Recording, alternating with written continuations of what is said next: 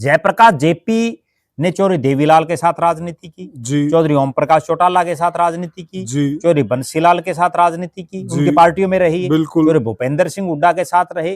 और एक दौर तो ऐसा था जब ये कहा जाता था कि अगर जेपी पार्टी तो बदल लेगा तो जीतेगा नहीं, कौन जीते।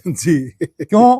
क्योंकि उन्होंने जब पहला चुनाव लड़ा 89 में तब देवीलाल की पार्टी से वो जीते, बिल्कुल। उसके बाद वो 96 में बंसीलाल की पार्टी से जीते, फिर वो जाकर के 2004 में कांग्रेस से जीते, और कहीं बीच में अगर इन्हीं पार्टियों से लड़ लिया तो हार जाते थे। उसके बाद उन्होंने ये देखो चौधरी वीरेंद्र सिंह जैसे शख्स को उन्होंने हराया। उन्होंने चौधरी भजनलाल की टक्कर में चुनाव लड़ा, उन्होंने कुलदीप बिश्नोई की टक्कर में चुनाव लड़ा, उन्होंने भव्य बिश्नोई की टक्कर में चुनाव लड़ा। हालांकि ये भी एक बड़ा संयोग है कि जैसा हमने इस वीडियो के शुरू में बताया कि धर्मवीर सिंह ने तो 3 पीढ़ियों को हरा रखा है और यहाँ 3 पीढ़ियों ने जेपी को हरा रखा है।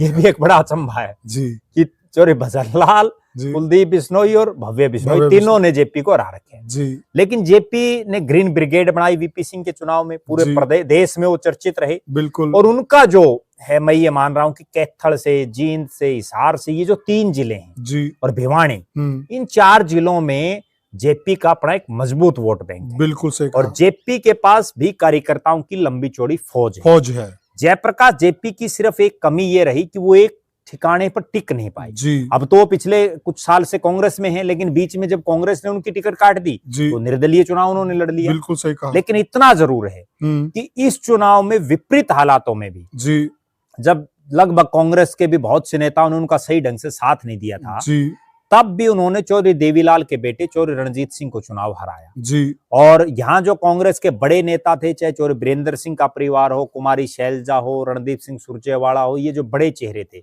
इन्होंने भी उस सत्र पर उनकी कोई मदद भी नहीं, बिल्कुल सही कहा। उसके बावजूद वन मैन आर्मी के तौर पर उन्होंने चुनाव लड़ा और चुनाव वो जीते।